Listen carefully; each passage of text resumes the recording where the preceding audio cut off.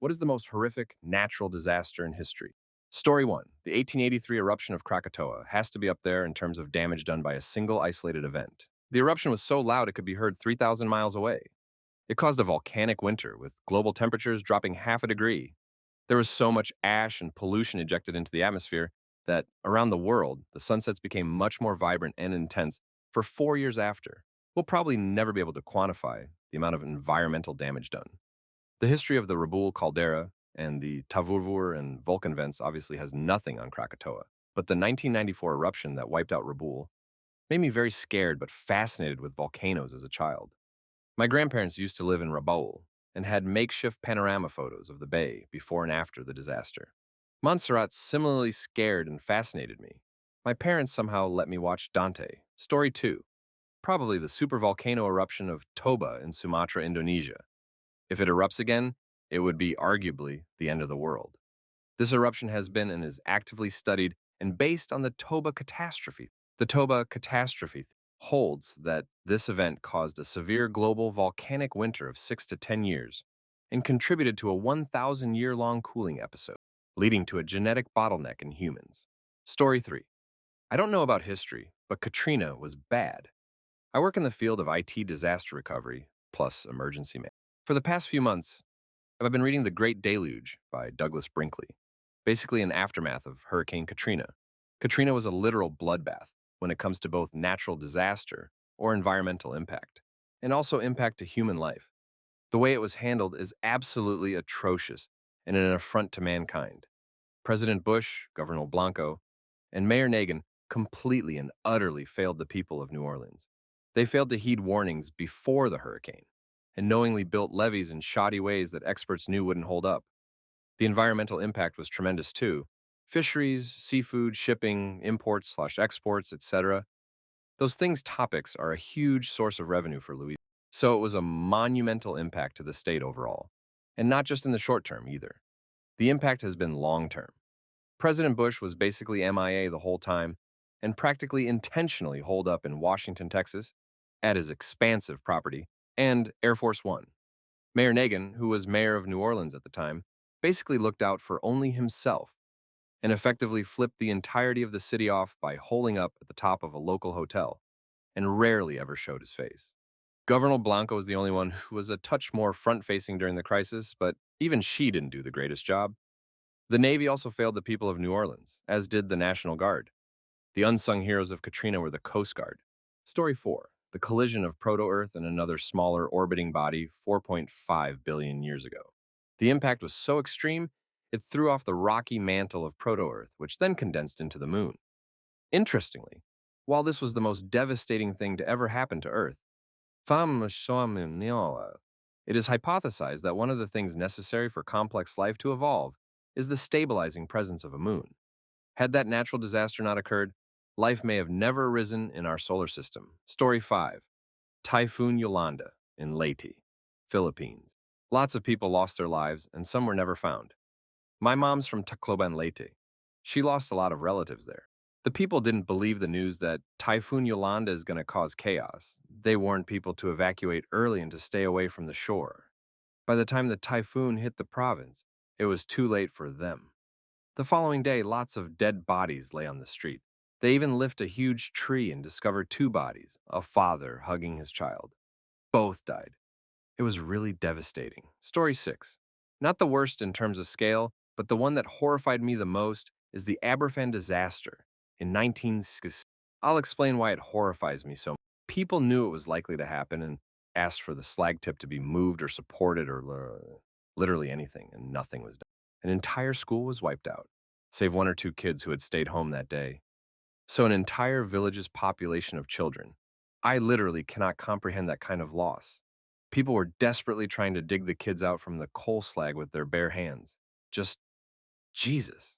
One girl who survived had stayed home because she had had a terrible nightmare about a flood of blackness crushing the school. I cannot imagine the survivor's guilt she must have suffered.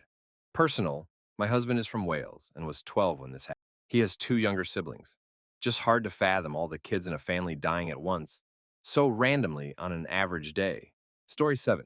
It was just a run-of-the-mill storm, so I'm not sure this applies, but It caused an old tree in my front yard to fall on me. I was working from home and heard my garbage cans blowing away, so I went out to get them, and then woke up under a tree picking my shattered teeth out of my mouth. Traumatic brain injury, compression fractures from my T1, T7, T9, 16 staples as they tried to put my scalp back together, and a mashed up smile. This was October 2020, so not that long ago, but my teeth are back together after some work, and I can now hold a thought or conversation without forgetting what I was doing after a few minutes. Thank God my Honda took the brunt of it. Story 8. An earthquake for me, but Chile, 2010. Where I was living, it felt like an 8. We all thought we were the epicenter, but it turned out it was hundreds of kilometers away. It happened at 3:35 a.m., and I was working at a club as a busser. It was insane how people were screaming and running to the wrong sides of the casino. I thought I was going to die. The hardest part was to go back home since I was quite far away. With the help of firefighters and some good friends, I made it. My parents were on holiday by the beach, and suddenly I realized the possibility of the tsunami. And at least when I got home, I was one of the lucky ones with power and I could check up online with some people. Also, the landline was working, so I called every one of my contacts to check how they were doing. After that, it was days of empty supermarkets and watching the news how people were looting and going nuts. There were a few aftershocks that were all around 7 Richter. As a Chilean, I was and am quite used to the trembling, but that was something else. Story 9, just the 1998 ice storm. I was young and I don't remember being scared. It was just a little uncertain because we never knew where we could eat and sleep. I was in a serious ice storm once. It was more than just slippery and cold. Nothing had power in the entire town except maybe parts of the hospital. Everything had to close down. Even the places that had backup generators eventually ran out of gas and had to close. I wound up saving all of the food in my fridge by leaving the door wide open. My milk actually froze. The entire building had to be evacuated because a live power line fell and trees started sliding down the hill and smashing into the roof. That was scary, but at least my roof wasn't pierced by one. Some apartments were. After the storm was over, the sunset was the most beautiful I have ever seen. So many colors, it was hard to believe the devastation it had caused. Story 10. I slept through the 19 this Northridge earthquake. Was at a sleepover at a friend's house. We were all in the living room in our sleeping bags. I was woken up around 4:30 a.m. by my friend's mom screaming in my face that we need to get out of the house, and for some weird reason I was in the kitchen. It turned out the shaking had caused me in my sleeping bag to roll into the kitchen, and because I slept like the dead, I didn't wake up. Everyone else did, and they all ran out of the house, and then realized I wasn't there. So his mom ran in and grabbed me. Was not a fun way to wake up. I was thrown out of my bed, hit the wall, then the floor by the Northridge earthquake. I was in Sherman Oaks. The house was shaking so hard a brick wall in the living room collapsed. I was trying to run down the hallway to get out before the whole house collapsed. The hardwood floor was going up and down in waves, and I was being thrown side to side, hitting the walls. I felt like I was in one of those fun houses at a carnival. I still sometimes have nightmares about running down that hallway. Finally, I escaped out onto the front lawn and was mesmerized by the green grass lawn undulating in huge waves. When I looked up, I noticed all the neighbors standing on their lawns too, looking around in shock. Some in pajamas, some naked, and some like me, in a t-shirt and underwear. It was terrifying and surreal. Story 11. Hurricane Sandy. My work didn't take it seriously, so I was dodging trees on the drive home, had to park a quarter mile away from the house, and had to wade through waist-deep water to get home. I remember calling out that day, and my manager called to ask why I wasn't coming in. I was explaining that I wasn't coming in due to the hurricane, when my wife started yelling obscenities at the phone over my back for even suggesting that I come in during that situation. The manager backed out after that and just said he'll see me tomorrow. I remember the HR was salty about me not coming in and had me fill out a special form, which we have never used before and since, about why I didn't come in. Absolutely toxic place to work, and so glad I got out. Story 12, a flood. The water wiped out the power infrastructure for the whole city. No power equals no pumps equals no lift stations for storm sewer drains. No one could get any flood water out of anything for weeks, unless they could throw together a generator. We were very fortunate. Our home was a bit above the 500-year floodplain, so we didn't get water, but we were completely surrounded by it. We had 18 people displaced by the flood, living in our house for weeks until they could get back into their own homes. Such a helpless feeling. And the cleanup is just monumentally depressing. Yep, I've experienced flooding too. You never take much notice of the slight changes in topography over a suburb, but it was astonishing to see entire suburbs go under. But there would be one or two streets which would be spared, or in a single street, one end would go under and the other end would be just a few meters higher and would be fine. Also learned a valuable lesson. Always, always, always have your personal documents, family photos, etc., in secured, waterproof containers. Agreed, cleanup sucks. Everything stinks, mud everywhere, no water or power. It's like if mud even gets into your home, even just a few inches, everything it touches has to be thrown. Story 13, Midwest Derecho in Iowa. It was bad. I lived through a minor tornado in Fridley, MN growing up, and that was scary, but I was 6 at that time. During the Derecho at 37, I was working from home, smoking on my deck on my break, and saw the black storm coming. My neighbors even called me to get secure and get downstairs. It was scary. I called my daughter's daycare, and they were taking shelter within the daycare. My husband was working downtown and had a literal metal storage box that held their materials to take shelter. I have a video of that day. As an adult, it was one of the scariest days of my life. Story 14. Hurricane Maria really screwed up Puerto Rico. I still occasionally see damaged structures that were never repaired, and an alarming amount of the streetlights still don't work at night, along roads and freeways. My family and I spent 2 months without power, our apartment flooded, there were large lines at gas stations and supermarkets. I remember the only food we were able to buy for a while was just bread, cheese, and ham slices, and we were some of the lucky ones. Rural areas got screwed over way harder.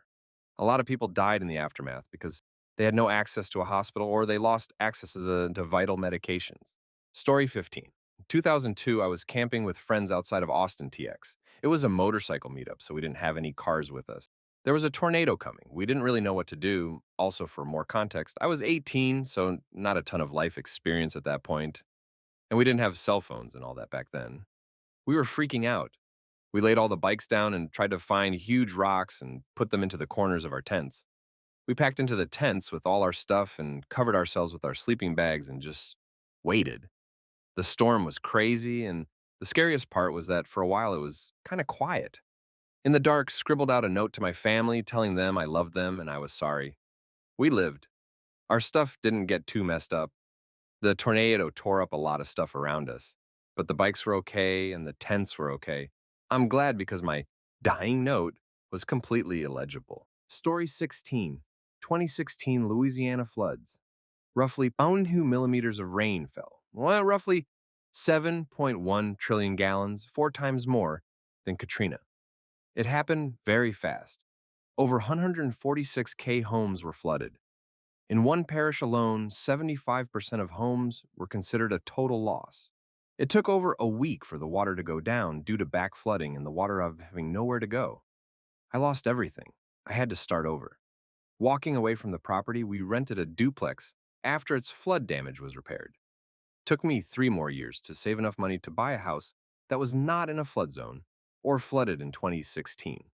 During the flood, the response was bad. It was so massive that people were saving each other using their own boats. The birth of the Cajun Navy. I don't want to live here. Between overdeveloping places that never flood to flood, or the annual hurricanes that destroy half the state, and the constant rebuilding, I am tired. I understand that natural disasters happen all across the US, but the frequency is really tearing me down. Story 17. Hurricane Ida, it didn't turn now Orleans into a soup bowl this time, but the amount of damage was insane. Some areas were without power for 3 months, trees all over I-10, houses blown over, saw about a couple dozen houses with ancient pine trees fall on them. I couldn't even get into my neighborhood because the only entrance was flooded and had several large trees and power lines blocking the road. My husband's family lives in Metairie, and about 2 to 3 days out, when the track was still more westerly, they invited us to go stay with them since it was going to pass directly over where we live. I said thanks, but no thanks. You don't go south and or east for a hurricane. You go north and or west. We evacuated to Lake Charles, but my in-laws decided to stay after we invited them to come with us. Holy heck. They're lucky the power lines and the poles didn't fall on their house or cars. The wind in that storm was nuts. They didn't get power back for a month. Story 18. I was in the Battle of the Bay earthquake in San Francisco in 1989. We had a random windstorm in the mid-90s. I was carrying groceries from the garage to the house, about 30 away, and the last trip to the house was just to close the trunk and the garage door. I felt the need to run on that last trek, and the second I closed the door to the house, a giant maple tree snapped and fell over the walkway. September of 2020, we had another bad windstorm that was accompanied by lightning. It started several massive forest fires, so we were evacuated for about a week. In March of 2021, we had an ice storm that wiped out power to most of the state. We luckily live in a tiny podunk town that has its own power company, so we were only out of power for 3 days. But the majority of the state is on one big power company, and many lost power for 9 to 14 days. Story 19. I grew up on Long Island, so the occasional hurricane. My father was a truck driver and he left to go work bringing supplies down after Hurricane Katrina, so that sticks in my memory. Other than that, it was probably Sandy or Ida. I was upstate in college for both, and there were a lot of downed trees, and we were on lockdown without food and very limited power for about 2, 3 days. I was stupidly on a hiking trail with some friends when sand started blowing in. We ran dodging falling trees and branches to get back to my apartment. One of the dumbest things I've done. This last weekend, the ice storm left me and my husband without power or heat and more trees falling. Had to evacuate to my in-laws for a few days. Overall, I'm lucky that due to my location, the hurricanes are typically weak by the time they hit. The devastation from Sandy destroyed many places on the shore I loved growing up in a few friend/family members' homes. It was more emotional of an experience than a terrifying one.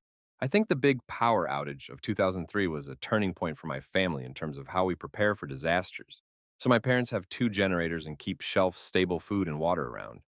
Once we buy our new home this year, I think I'll start doing the same. Story 20. I was in high school during the Borah Peak earthquake in Idaho in October 1983. It was a magnitude 6.9, 7.3 on the Richter scale. What's the difference? Thankfully, we are in a very rural area, so the amount of injuries and deaths was low. 2 kids were unfortunately killed by masonry falling off a fake storefront in a nearby town. The closest town to Mackay was severely damaged, and Arco, where I was, had a few buildings damaged. The junior high was damaged enough, it had to be torn down. Story 21, the forest fires about a year and a half ago in the Pacific Northwest.